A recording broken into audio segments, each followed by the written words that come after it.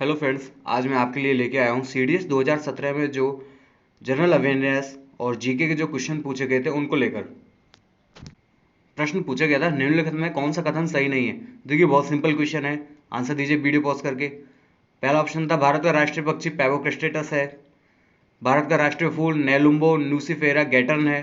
भारत का राष्ट्रीय वृक्ष फाइकस बेंगालेंसिस है। और भारत का राष्ट्रीय पशु मैंजीफेरा इंडिका है। तो यहाँ वैज्ञानिक नाम दिए हैं इनको और ये बताना है कि कौन सा वैज्ञानिक नाम गलत है। आंसर दीजिए। तो यहाँ डी ऑप्शन गलत है।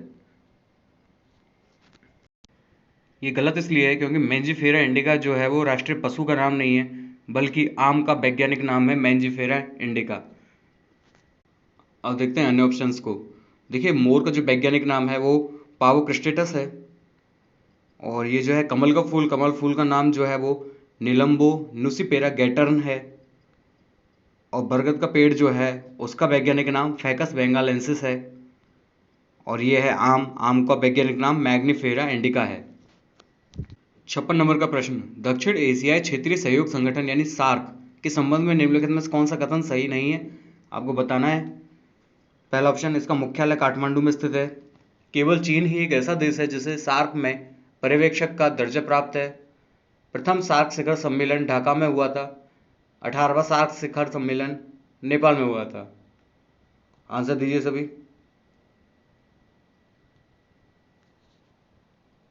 तो यहाँ बी ऑप्शन गलत है। देखिए, वो ऑप्शन इसलिए गलत है क्योंकि ऑब्जर्वर जो देश हैं, पर्यवेक्षक जो देश हैं, वो 9 हैं दक्षिण के यानी सार्क के। ऑस्ट्रेलिया है, चाइना है, यूरोपियन यूनियन है, जापान है, ईरान है, मॉरिशस है, म्यांमार है, साउथ कोरिया है और यूएसए है। ये पर्यवेक्षक देश है, केवल चीन नहीं है। अब बात करते हैं सार्क की। जो स्थापना हुई थी वो 8 दिसंबर 1985 को भारत, पाकिस्तान, बांग्लादेश, श्रीलंका, नेपाल, मालदीव, भूटान इनके द्वारा मिलकर की गई थी। अप्रैल 2007 में 14वें शिखर सम्मेलन में अफगानिस्तान को इसका 8वां सदस्य बनाया गया। बात करते हैं अन्य ऑप्शंस की। सार्क का जो 18वां शिखर सम्मेलन था वो काठमांडू में हुआ था 2014 में।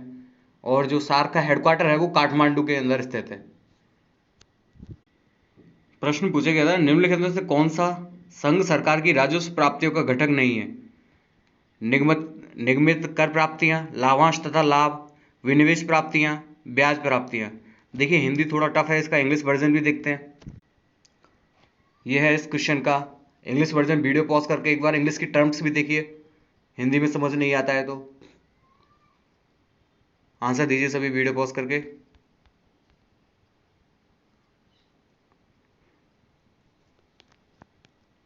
यहां सही आंसर है विनिवेश प्राप्तियां। देखिए, विनिवेश प्राप्तियां इसको इंग्लिश में बोलेंगे डिसइन्वेस्टमेंट रिसिप्ट्स। भारत में केंद्र सरकार द्वारा सार्वजनिक उपक्रमों में सरकारी हिस्सेदारी बेचने की प्रक्रिया को हम क्या कहते हैं, विनिवेश कहते हैं। अब बात करते हैं संघ सरकार की राजस्व प्राप्तियों के घटक। तो सरकार द्वारा वसूले गए सभी प्रकार के कर, शुल्क, निवेशों पर प्राप्त जो ब्याज मिलती है, लाभांश और विभिन्न सेवाओं के बदले जो प्राप्त रकम होती है उसे हम राजस्व प्राप्ति कहते हैं। तो इसमें राजस्व कर प्राप्तियां और लाभांश तथा लाभ और ब्याज प्राप्तियां, ये सब राजस्व प्राप्ति के घटक हैं विनिवेश प्राप्तियों को छोड़कर। और यहाँ देखिए, एक लाभांश टर्म प्रयुक्त हुई है। लाभांश जो होता है उसको हम इंग्लिश में बोलते हैं डिविडेंड। किसी कंपनी के लाभ में भागीदारों का अंश होता है। भागीदारों का अंश जो वह कंपनी लाभ कमाने पर अपने शेयर धारकों को देती है उसे हम लाभांश कहते हैं। देखिए, राजस्व प्राप्ति के जो घटक हैं ये उसका पाई चार्ट है और इसमें बताया गया है कि सबका विभाजन किया गया है कि कितना कहाँ से मिलता है। तो ये है कंपनी कॉर्पोरेट टैक्स जो है वो 19% आय मिलती है। 19% आय जो है वो कॉर्पोरेट टैक्स से मिलती है, जिसे हम निगमित कर भी बोलते हैं। और ब्याज प्राप्तियों से 19% मिलती है। लाभ और लाभांश ये गैर ऋण राशि प्राप्तियों में आते हैं। तो ये घटक हैं यहाँ पर। ये अन्य घटक भी हैं। जीएसटी, सबसे ज़्यादा जीएसटी से आता है रेवेन्यू। तो एक बार वीडियो पॉज करके अच्छे से देखिए इसे। और देखिए, ये पाई चार्ट जो है ये बहुत अच्छे से समझाता है राजस्व प्राप्ति को। मान के चलिए 1 रुपया अगर हमें प्राप्त होता है कहीं से, तो उसमें से 23 पैसा जो है वो जीएसटी से मिलता है। 23 पैसा हमें जीएसटी से मिलता है। 19 पैसा हमें कॉर्पोरेट टैक्स और अन्य देयताओं उधार वगैरह ब्याज प्राप्तियों से मिलता है। 16 पैसा जो है वो हमें इनकम टैक्स से मिलता है। 4 पैसे जो हैं वो 1 रुपये में से सीमा शुल्क में मिलते हैं। केंद्रीय उत्पाद शुल्क से 8 पैसे मिलते हैं और कर विभिन्न राजस्व से यहाँ, और ये अदर से। तो ये बहुत अच्छे से समझाया। अगर हमको मान के चलें कि 1 रुपया हमें कहीं से मिलता है राजस्व प्राप्ति का, तो उसमें से इतना पार्ट इनका है। प्रश्न पूछा गया था बिटकॉइन के संबंध में निम्नलिखित में से कौन से कथन सही हैं। 3 कथन दिए हुए हैं, आपको बताना है इनमें से कौन कौन सही है और कौन कौन गलत है। पहला है, यह एक विकेंद्रीकृत परोक्ष मुद्रा है, इसे जटिल कंप्यूटर सॉफ्टवेयर प्रणालियों द्वारा सृजित किया जाता है। रिजर्व बैंक ऑफ इंडिया ने जनवरी 2016 में इसे एक वैध टेंडर के रूप में मान्यता प्रदान की। और आपको कूट का प्रयोग करके सही उत्तर चुनना है, ए, बी, सी या डी। आंसर दीजिए।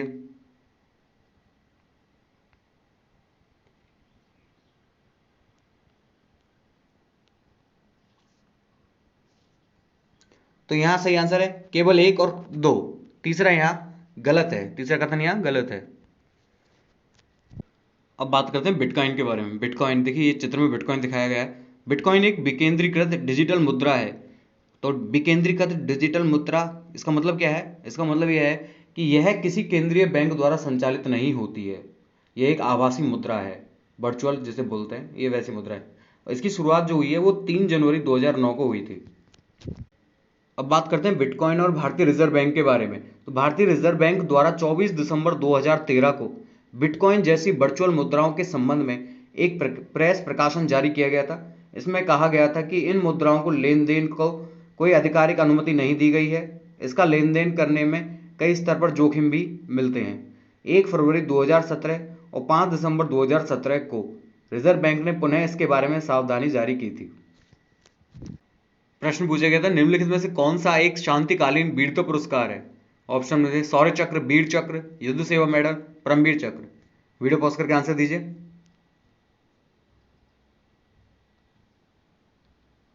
तो यहां सही आंसर है शौर्य चक्र। ये एक शांतिकालीन वीरता पुरस्कार है।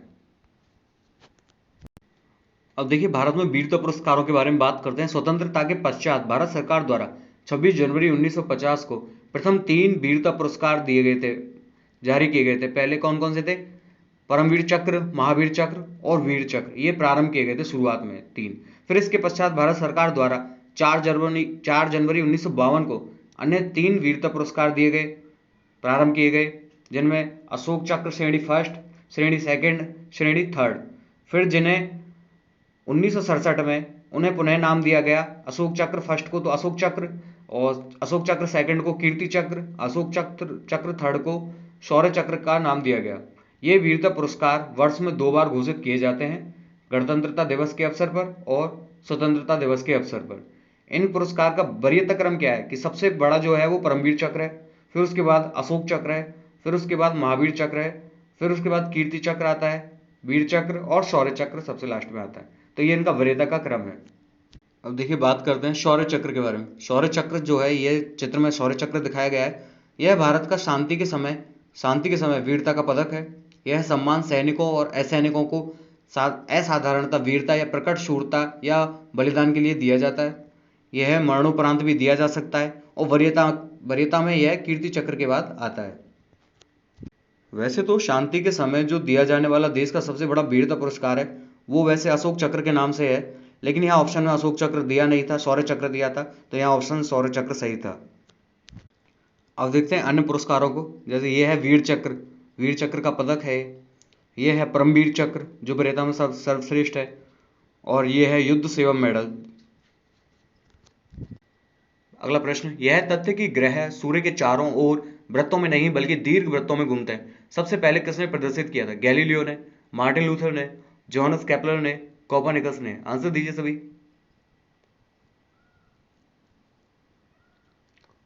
तो जोहानस केपलर ने यह बताया था सबसे पहले कि जो सूर्य है वो चारों ओर वृत्तों में नहीं बल्कि दीर्घ वृत्तों में घूमते हैं।